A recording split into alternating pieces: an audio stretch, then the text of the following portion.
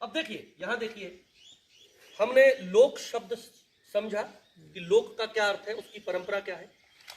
फोक शब्द को समझा कि फोक शब्द की उत्पत्ति कहां से हो रही है, उसका अर्थ परंपरा क्या है।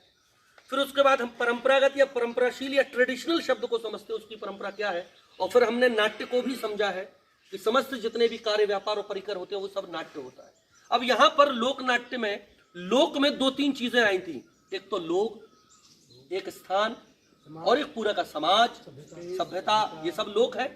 प्रत्यक्षदर्शी लोकानाम सर्वदर्शी भवेन्नरः, जो प्रत्यक्ष का दर्शन करा रहा है वो क्या है, लोक है। ब्रह्मा का दूसरा नाम लोक है।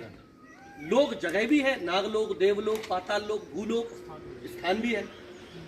तो ऐसा नाट्य जो लोगों के द्वारा किया जाए, लोगों के द्वारा देखा जाए और लोगों के द्वारा ही उसका अनुपालन हो, लोकनाट्य हो सकता है कि नहीं। अगर मैं कहूं तो हो सकता है कि नहीं। हिंदुस्तान में प्रारंभ से ही बंजारा गागा के चूड़ियां बेचता है कि नहीं। डमरू वाला जो मदारी का खेल दिखाता है वो डमरू बजाता है, मदारी का खेल दिखाता है। मदारी वाला, जोकर वाला खेल दिखाते हैं। एक प्रकार का परंपरानुगत रंगमंच बन जाता है। आपने देखा होगा कि कोई खेल दिखा रहा है जादू का, या सांप बिच्छू लड़ रहे हैं, या सांप नेवले का दिखा रहा है, तो घेरा बन जाएगा, लोग भीड़ लगा लेंगे और छोटे बच्चे अपन आराम से निकल के आगे की तरफ आ जाएंगे। एक प्रकार का परंपरानुगत रंगमंच बन जाता है कि नहीं। उसमें हम बताते हैं प्रोसिनियम थिएटर की तरह, तो आप यहाँ बैठिए, वीआईपी यहाँ बैठेंगे, ऐसा कुछ होता है कि नहीं। अपने आप सब बन जाता है। ये एक प्रकार का लोक रंगमंच है कि नहीं। बैठे हैं आप लोग, सीढ़ियां पे बैठ गए, ये आपकी चेयर्स बन गई, मैं यहाँ पे परफॉर्म कर रहा हूँ, तो लोक हुआ कि नहीं हुआ। तो हिंदुस्तान में बंजारा गागा के चूड़ियां बेचता है, मदारी डमरू बजाता है, खेल दिखाता है। एक प्रकार का परंपरानुगत रंगमंच है जो धीरे धीरे धीरे क्रमणोत्तर विकास करता चला गया और आज वर्तमान स्वरूप में हमारे सामने वही रूप है। लेकिन बाद में उसमें टेक्स्ट आया हो गया, कुछ म्यूजिक डला होगा, कुछ परिवर्तन आया होगा। यही लोकनाट्य है या नहीं। सहमत है आप मेरी बात से, है ना। बिल्कुल। लेकिन लोकनाट्य के दो महत्वपूर्ण तत्व रहेंगे, एक जनप्रियता और दूसरी क्षेत्रीय। कोई भी लोकनाट्य अपने क्षेत्र विशेष तक ही प्रचलित रहता है। संस्कृत नाटक आपको जम्मू कश्मीर से लेकर केरला तक मिलेगा, एक फॉर्म में मिलेगा, एक फॉर्मेशन में मिलेगा, एक विधिवत किताब ग्रंथ के रूप में मिलेगा। लेकिन हिमाचल में अगर आप मंडी में हो तो मंडियाली कल्चर और मंडियाली लोकनाट्य अलग है। और जैसे कुल्लू चले जाओगे, कुल्लू में कल्चर बदल जाएगा, मनाली में कल्चर बदल जाएगा।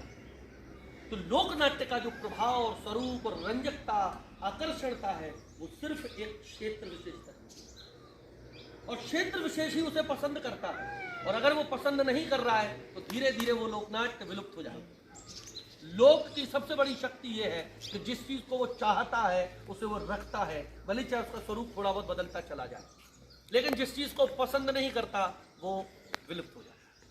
ठीक बात है कि नहीं। तो हमारे शहरों में जो प्राचीन परंपरा से लेकर क्षेत्रीय क्षेत्रों में लोक का जो खेल, मनोरंजन, रंजकता के जो साधन थे, चाहे वो संगीत के हो, नृत्य के हो, नाट्य के हो, वही वास्तव में लोकनाट्य है जो क्रमणोत्तर विकास करते चले गए और आज वर्तमान स्वरूप में हमारे सामने।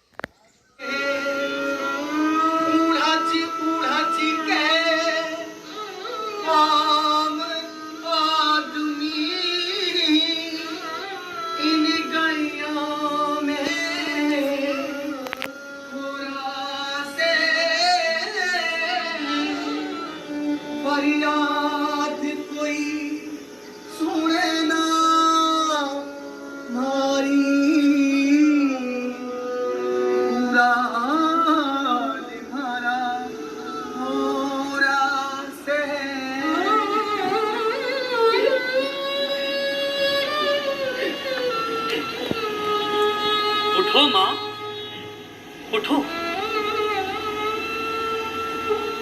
आप घर जाओ और हम सभी के लिए भोजन तैयार है। भोजन ज्यादा बना लेना माँ, कुछ और लोग भी आएंगे। मैं दर दिया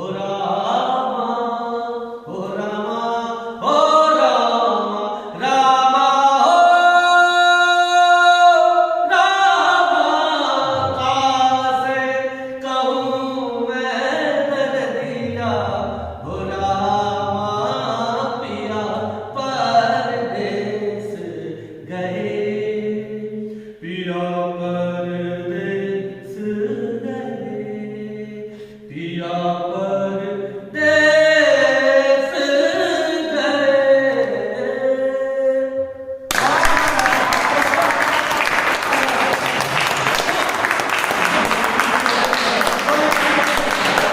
इधर भी दिखा दो बालाजी, देखो ये अब देखो सर नाच नाच कर माफी मांगेगी, नाच नाच कर जाने नहीं देगी, देखो कैसे मनाएगी। इतना प्यार मेरे सर इंसान में नहीं होता है, कितना प्यार जानवर में होता है। इनका बच्चा मर जाता ना मालिक साहब, ये फेंकते नहीं, ये अपने सीने से लगाते हैं 6 महीने। मना ले, कैसे मनाएगी? पहल पकड़कर मना ले पति को, कैसे मनाएगी? इसको दिखा दिखा कर मना ले।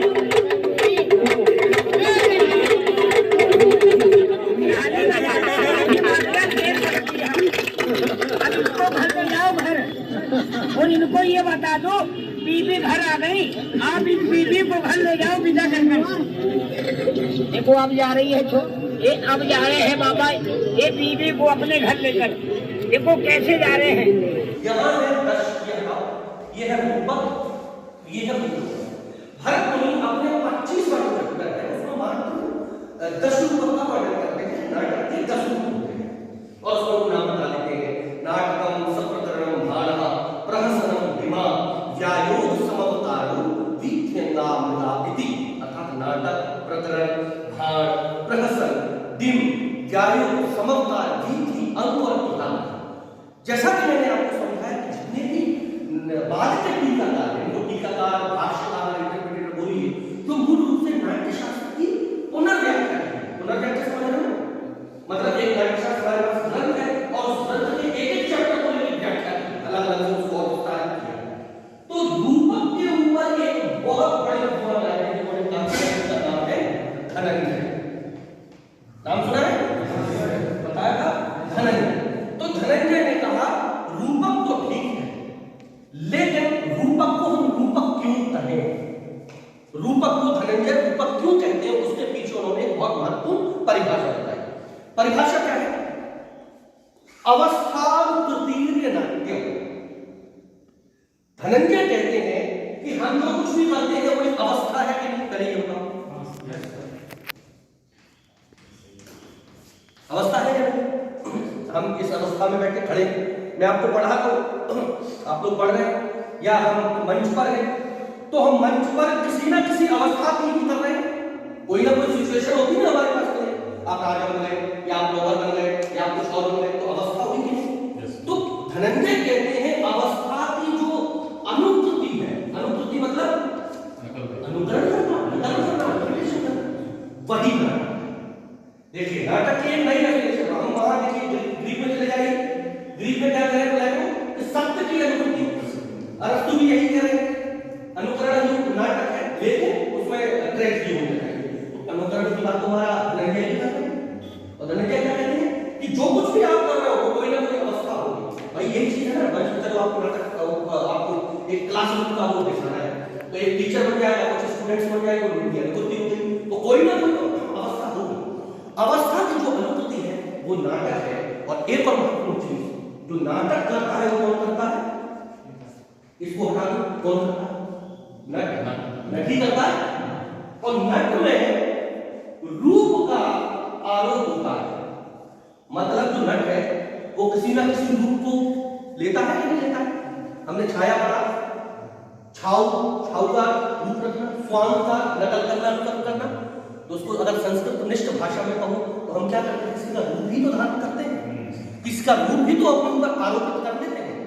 तो धनंजय कहता है अवस्थानुकृतीर्य नाट्य, अर्थात अवस्था की जो अनुकृति है वो नाट्य है, और नट पर किसी जो रूप का आरोप होता है उसको धारण करता है। दिस इज कॉल्ड रूपक। ये डेफिनेशन आई बात समझ में आई? रूपक क्या है? रूपक नाटक का एक भाग है जिसमें अभिनेता किसी रूप को धारण करता है। क्लियर है? लेकिन उन्होंने कहा कि जो नाटक, हम हर चीज को नाटक कहते हैं, एक अंक का वो भी नाटक, 2 अंक का वो भी नाटक, 4 अंक का वो भी नाटक, हर चीज नाटक नहीं है।